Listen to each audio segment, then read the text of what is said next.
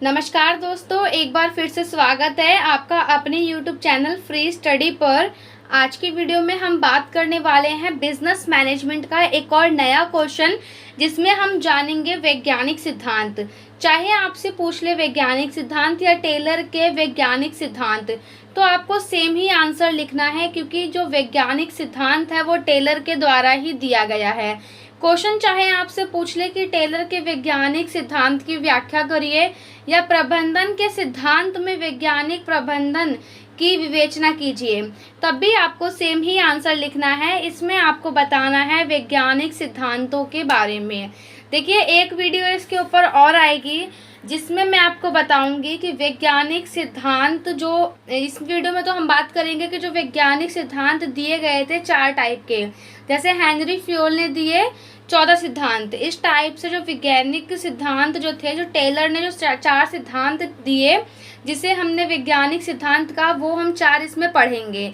लेकिन एक और वीडियो आएगी, उसमें हम जानेंगे कि वैज्ञानिक सिद्धांत क्या होते हैं, इसके साथ साथ इसकी विशेषताएं क्या होती हैं, और महत्व कभी कभार पूछ लेता है तो महत्व भी मैं आपको बताऊंगी। इस टाइप का कोई भी क्वेश्चन आपके पेपर में आ जाए, किसी बच्चे को वो 4 सिद्धांत ना याद में आए, ना याद आए, तो वो बच्चा अपना महत्व, जिसको याद हो, महत्व और विशेषताएं लिख के आ जाना। क्योंकि कुछ ना लिखने से अच्छा है कि आप लिख के आएँ और पेपर में कम से कम आपके मार्क्स आएँ। ठीक है, चलिए बिना किसी देरी के स्टार्ट करते हैं अपनी वीडियो को। और अभी तक अगर आपने हमारे चैनल को सब्सक्राइब नहीं किया है तो ये बहुत गलत बात है। आप लोगों के लिए मैं इतनी हेल्प कर रही हूँ आप लोगों की, और आप लोगों को क्या करना है, सिर्फ और सिर्फ चैनल को सब्सक्राइब करना है। आप कहीं पे भी जाके पूछ लेना किसी से भी, सब्सक्राइब करने का आपके बैंक से कोई भी पैसा कट नहीं होगा। ठीक है, सब्सक्राइब बस एक मोटिवेशन के लिए होता है, सब्सक्राइब और वीडियो को लाइक। तो सब्सक्राइब और वीडियो को लाइक ज़रूर करें। चलिए बिना किसी देरी के स्टार्ट करते हैं अपनी वीडियो को। तो देखिए, सबसे पहले आपने ये इंटरफेस देखा। जिन भी बच्चों ने प्रॉपर सीरीज जो बच्चा फॉलो कर रहा है इसकी, उन बच्चों को लग रहा होगा मैम आप बार बार यही करवा रहे हो। नहीं, बार बार ये नहीं करवा रही, क्योंकि प्रबंधन के सिद्धांत के 2 प्रकार हैं। एक हेनरी फ्योल द्वारा दिए गए हैं, दूसरा टेलर के द्वारा। तो हमें भूमिका दोनों की सेम लिखनी होती है, जिसमें हमें लिखना होता है प्रबंधन के सिद्धांत। तो आपको भूमिका वही लिखना है कि जो प्रबंधन का सिद्धांत है वो एक आधारभूत तत्व है, जो कि कारण और परिणाम के बीच में संबंध बताता है।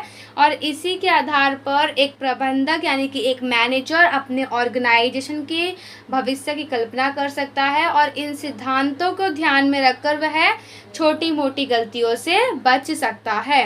यही क्या है, यही है प्रबंधन का सिद्धांत। जॉर्ज ने कहा, वो भी लिख देना, किसी कार्य को मार्गदर्शन करने वाला सत्य को सिद्धांत कहते हैं। विलियम बी के अनुसार सिद्धांत जो है वो सर्वमान्य सत्य है जो किसी कार्य का मार्गदर्शन कराता है। तो ये चीज़ आपको सेम लिखनी है। उसके बाद आपको लिखना है, चलिए आइए जानते हैं अपने वैज्ञानिक सिद्धांत को, जिसे टेलर का सिद्धांत भी कहा जाता है, क्योंकि ये जो सिद्धांत है वो टेलर के द्वारा दिए गए हैं।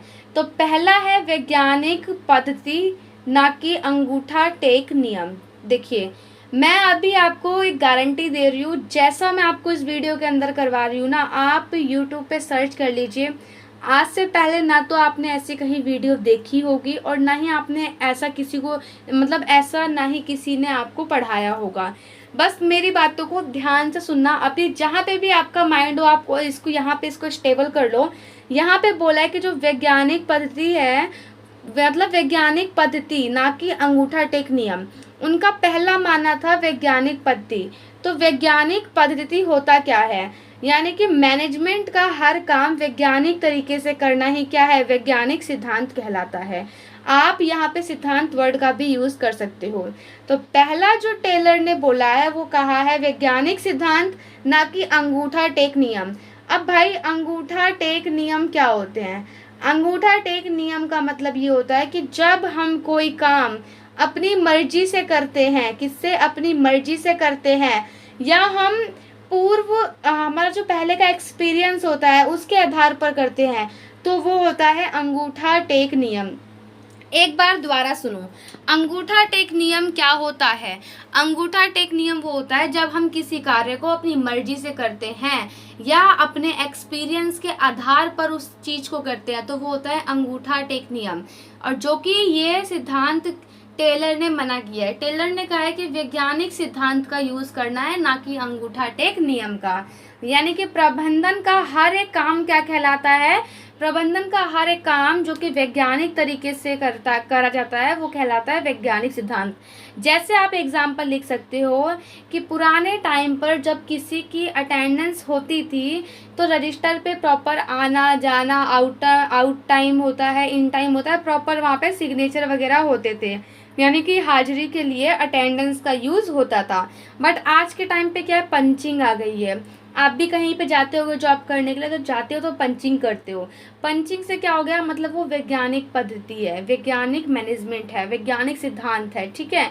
तो यानी कि मैनेजमेंट के अंदर जब वैज्ञानिक तरीकों का प्रयोग किया जाता है तो वो वैज्ञानिक सिद्धांत कहलाता है। जबकि अंगूठा टेक नियम में मनमर्जी या पिछले अनुभव यानी पिछले एक्सपीरियंस के आधार पर कुछ भी कर लेते हैं, बट तो ऐसा नहीं करना है, टेलर ने ये बोला है।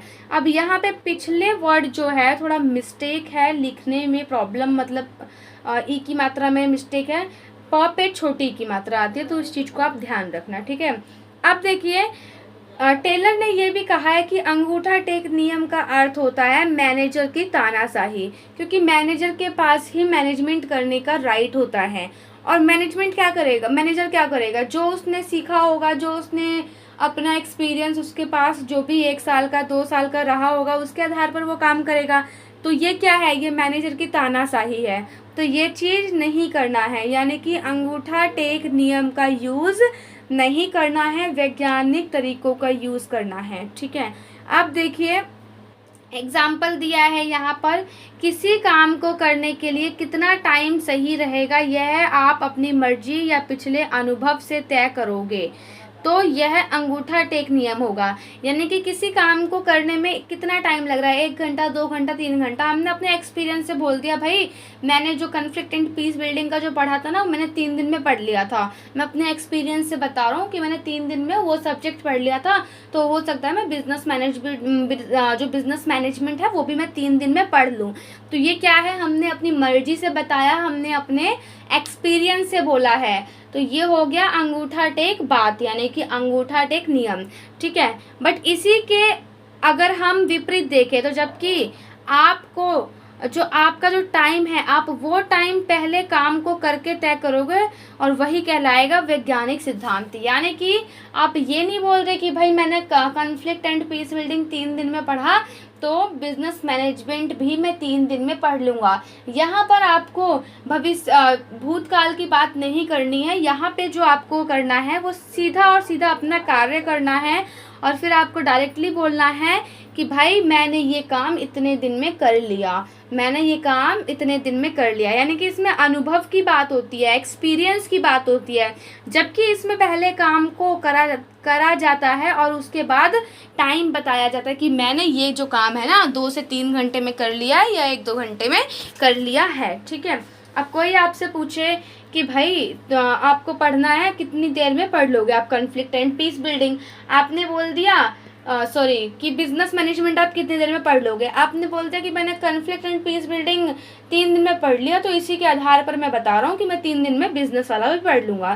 तो ये हो गया अंगूठा टेक नियम। लेकिन इसमें आपको ये नहीं बोलना है, इसमें आपको ये बोलना है कि बिजनेस मैनेजमेंट भाई जब मैं पढ़ूंगा मैं तभी बता पाऊँगा, पहले मैं पढ़ता हूँ फिर मैं तेरे को बताऊँगा कि मैंने कितने दिन में इसको कवर किया है।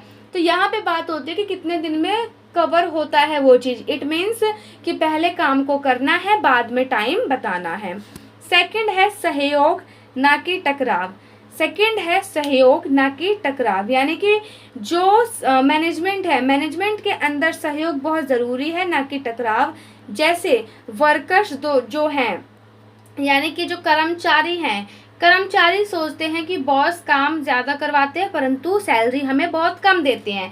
काम हमसे ज़्यादा करवा लिया लेकिन सैलरी हमें कम दे दी। लेकिन वही जहाँ पर बॉस है, बॉस क्या सोचेगा, भाई मेरे वर्कर्स जो है ना सेल नहीं लेके आ पा रहे, तो मुझे लग रहा है ये कमज़ोर है, ठीक से काम नहीं कर रहे हैं। तो किसको, बॉस को तो ये लगा।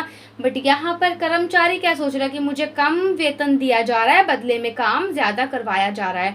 तो यहाँ पर दोनों के जो विचार हैं आपस में क्या है, टकरा गए हैं। तो इसीलिए बोला गया है सहयोग ना कि टकराव।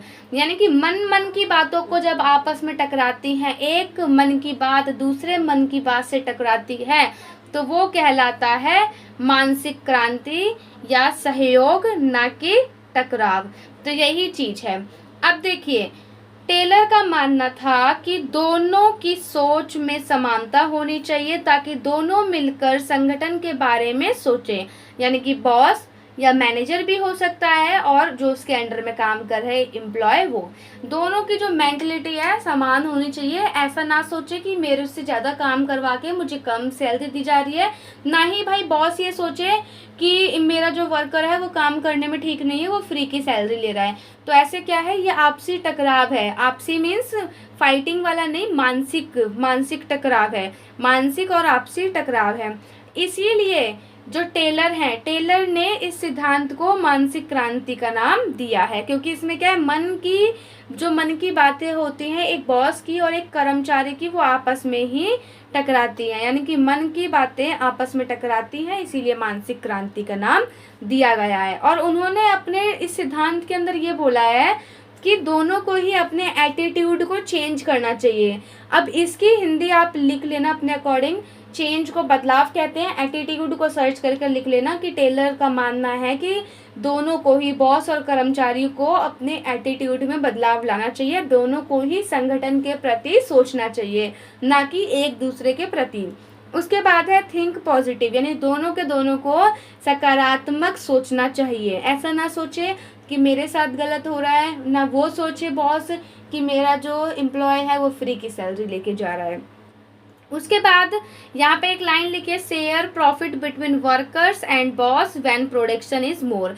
टेलर ने अपने सिद्धांत में इस वाले सिद्धांत में, सहयोग ना कि टकराव वाले सिद्धांत में ये कहा है कि जो बॉस है और जो वर्कर हैं, अगर ज़्यादा काम कर रहे हैं वर्कर, तो उनके बीच में प्रॉफिट को शेयर करना चाहिए।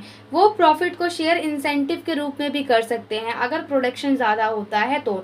यदि प्रोडक्शन ज़्यादा होता है तो दोनों के बीच में प्रॉफिट को शेयर करना चाहिए। आपने कई सारी जॉब सुनी होगी कॉलिंग लाइन में, बोलते कि भाई आपकी सैलरी 10,000 फिक्स है और % में आपको इंसेंटिव मिलेगा। तो इंसेंटिव का मतलब क्या है? इंसेंटिव का मतलब यही है कि आपको शेयर मिल रहा है। अगर आप प्रोडक्शन ज़्यादा करोगे तो जो प्रॉफिट होगा उसका शेयर, वही होता है इंसेंटिव। अब जो बच्चे जॉब करता है कॉलिंग लाइन में, किसी भी लाइन में, सबको पता होता है इंसेंटिव का मतलब क्या होता है। इंसेंटिव में यही होगा, जैसे आपने 1 लाख की सेल दे दी तो सबकी इंसेंटिव अलग होती है हर कंपनी में। कोई कंपनी बोलेगा 1 लाख की सेल पे आपका 1,000 रुपये, कोई कंपनी बोलेगी 1 लाख की सेल पे आपका 500 रुपये। तो कंपनी के अकॉर्डिंग अलग अलग होता है। तो टेलर ने अपने सिद्धांत में ये कहा है कि अगर उत्पादन ज़्यादा होता है तो कर्मचारी और जो बॉस है उन दोनों के बीच में जो लाभ है, लाभ का वितरण होना चाहिए। तो पहला आप यहाँ पर देखो, पहला ये बोला है कि वैज्ञानिक सिद्धांत यूज़ करने हैं, ना कि अंगूठा टेक नियम। इसका मतलब है कि अपने जो एक्सपीरियंस के आधार पर कुछ नहीं बोलना है, पहले काम को करना है, बाद में हमें बताना है। इसमें बोला है कि सहयोग देना है एक दूसरे को, टकराव नहीं करना। टकराव का मतलब यहाँ पे मानसिक टकराव से है। किससे? मानसिक टकराव से, जो हमारे मन में जो विचार आते हैं उनसे। फिर उन्होंने कुछ बातें बोली जो मैंने आपको बताया। तीसरा है सहयोग ना कि व्यक्तिवाद। सहयोग ना कि व्यक्तिवाद का मतलब ये होता है, जो प्रबंधक है यानी कि जो मैनेजर है वो प्रबंधन के सारे निर्णय स्वयं ना ले, जबकि निर्णय लेने से पहले या निर्णय वाली जो प्रक्रिया होती है, डिसीजन मेकिंग जो प्रक्रिया होती है, उसमें सभी वर्कर से पूछना चाहिए कि इसमें हमें और क्या क्या चीज़ें ऐड करनी चाहिए या क्या चीज़ें हटानी चाहिए। अगर ऐसे ही कोई नियम आ जाएगा, संविधान को लेकर के चलो, अगर आज मतलब मान लो मोदी जी ने कोई भी संशोधन किया और उसको लागू कर दिया, तो वो अकेले नहीं कर सकते। क्यों? क्योंकि मतलब उनके जो सरकार है, उनकी जो गवर्नमेंट है, और भी लोग हैं, उनको बहुमत मिलना चाहिए, प्रॉपर सब चीज़ होनी चाहिए, है ना, जो भी उनका नियम होता है, जो भी उनका रूल है उसके अकॉर्डिंग। तो इसी टाइप से बोला गया है सहयोग, ना कि व्यक्तिवाद। व्यक्तिवाद का मतलब होता है कि ये नहीं कि सिर्फ एक व्यक्ति के ऊपर, नहीं, जो मैनेजर है, मैनेजर को, जब मैनेजर कोई मैनेजमेंट करता है, जब कोई नियम बनाता है, तो वो अकेले कोई भी नियम नहीं बनाएगा। नियम बनाने से पहले वो सभी मजदूरों से पूछेगा और सभी की सलाह लेगा। यानी कि निर्णय की प्रक्रिया में कर्मचारियों का भी हिस्सा होना चाहिए। यदि कोई कर्मचारी नई सोच या नया तरीका बताता है या नया तरीका लेकर आता है जिससे कंपनी को फ़ायदा हो, तो उसको अप्रिशिएट करना चाहिए, बताना चाहिए हाँ भाई आपका आइडिया बहुत अच्छा है ना। तो कर्मचारियों को सहयोग देना चाहिए कि आपने बहुत अच्छा आइडिया बताया है। तो यहाँ पे बस आपको यही लिखना है कि यदि कोई कर्मचारी नई सोच या नया नियम लेके आता है या बताता है जिससे कि कंपनी लाभ की ओर जाती है, तो इस कंडीशन में जिस कर्मचारी ने ये बताया है उसको सहयोग यानी अप्रिशिएट करना चाहिए। टेलर का मानना था कि कर्मचारियों को बार बार अपनी मांगों के लिए हड़ताल नहीं करनी चाहिए, क्योंकि अगर कर्मचारी अपनी बातों के लिए बार बार हड़ताल करेगा अपनी मांगों के लिए, तो कंपनी का प्रोडक्शन जो है वो डाउन हो जाएगा। हड़ताल करें लेकिन एक पॉजिटिव वे में करें। आपने मुझे नहीं पता एक मूवी देखी होगी कि नहीं देखी होगी, ऐसा कुछ सुना होगा। एक कंपनी थी, बहुत फेमस कंपनी थी, वहाँ के लोगों को जब हड़ताल करनी होती थी तो वो हाथ में जो उनकी बाजू होती है, ऐसे हाथ की जो, मान लो ये हाथ है, हाथ की जो बाजू होती है यहाँ पे काले कलर का पट्टा पहन लेते थे। यानी कि काला पट्टा पहनने का मतलब है कि भाई हम काम तो आपका पूरा कर रहे हैं लेकिन हमें आपके नियम से मतलब ऑब्जेक्शन है, हमारी ये मांगे हैं। तो ऐसा मतलब वो लोग हड़ताल ऐसी करते थे जिससे कंपनी के उत्पादन में कोई फर्क नहीं पड़ता था। तो इसीलिए टेलर ने ये बोला है कि भाई अपनी मांगों के लिए हड़ताल करो, बट आपको वैसी हड़ताल नहीं करनी जिससे कि कंपनी का जो प्रोडक्शन है, जो किसी संगठन का जो उत्पादन है वो कम हो जाए, ठीक है। उसके बाद टेलर ने अपने प्रबंधन में कर्मचारियों की भूमिका पर जोर दिया है, यानी कि उनके हिस्से पर जोर दिया है। चौथा बहुत अच्छा पॉइंट है, यहाँ पे है कर्मचारियों की उनकी अधिकतम क्षमता और समृद्धि के लिए विकास। विकास वर्ड से याद रखो ट्रेनिंग, ठीक है, क्योंकि एक इंसान का विकास जब भी हो सकता है जब उसको प्रॉपर ट्रेनिंग दी जाती है। तो चौथा सिद्धांत उनका यही है कि कर्मचारियों को उनकी अधिकतम क्षमता और समृद्धि के लिए विकास का कार्य करना चाहिए। एक कंपनी को अपने कर्मचारियों के प्रति कैसे कर सकता है? समय अनुसार, यानी टाइम टू टाइम उनको प्रशिक्षण दे, जिसे ट्रेनिंग बोलते हैं, प्रशिक्षित करके, है ना, ताकि वह संगठन के लिए उत्पादन कर सके। उत्पादन कर सके, कैसा उत्पादन? कम व्यय में ज़्यादा उत्पादन या कम संसाधन में ज़्यादा उत्पादन कर सके। प्रशिक्षण दोनों के लिए ही अच्छा होता है, कंपनी और कर्मचारी दोनों के लिए, क्योंकि अगर हम ट्रेनिंग देंगे किसी कर्मचारी को तो कर्मचारी जो है ज़्यादा प्रोडक्शन करेगा, ज़्यादा सेल होगी तो कंपनी को प्रॉफिट है, कंपनी को प्रॉफिट है तो वहाँ कर रहे कर्मचारी को भी प्रॉफिट है। तो पहले सिद्धांत आपने पढ़ लिया होगा। पहले सिद्धांत में आपसे ये बोला गया है कि अंगूठा टेक नियमों का यूज़ नहीं करना, यानी कि जो हमारे पिछला जो एक्सपीरियंस रहा है उसके आधार पर हमें कुछ नहीं करना, पहले काम करना है, बाद में हमें समय को निश्चित करना है। सेकंड बोला है सहयोग ना कि टकराव। सहयोग ना कि टकराव में यही होता है कि मानसिक टकराव की बात की गई है कि कोई भी किसी के प्रति बुरा ना सोचे। बॉस ये ना सोचे कि मेरे जो वर्कर हैं, जो एम्प्लॉय हैं, वो किसी काम के नहीं है, और एम्प्लॉय जो है वो ये ना सोचे कि भाई हमसे काम करवा रहे हैं लेकिन हमें सैलरी कम दे रहे हैं। तो एम्प्लॉय को भी ये नहीं सोचना चाहिए। तीसरा है सहयोग ना कि व्यक्तिवाद या व्यक्तिगत, ऐसी कुछ वर्ड था, ठीक है, देख लेना। तो इसका मतलब यही है कि जो भी एम्प्लॉय काम कर रहा है उन सभी की बराबर की भागीदारी होनी चाहिए, कोई भी निर्णय बनता है या कोई भी काम मतलब वहाँ पे नियम बनता है। तो चौथा हमने देख लिया ट्रेनिंग के ऊपर है कि समय के अकॉर्डिंग सभी जो वर्कर काम कर रहे हैं, जो भी कर्मचारी काम कर रहे हैं, उन्हें टाइम टू टाइम समय के अनुसार प्रशिक्षण देना चाहिए ताकि वो कम व्यय में, कम संसाधन में ज़्यादा से ज़्यादा उत्पादन कर सके। आशा करती हूँ आपको चारों पॉइंट अच्छे से समझ में आए होंगे और वैज्ञानिक प्रबंधन अगर पेपर में पूछ लिया जाए तो आप ज़रूर लिख के आएंगे। तो मिलते हैं नेक्स्ट वीडियो में, तब तक के लिए जय हिंद जय भारत।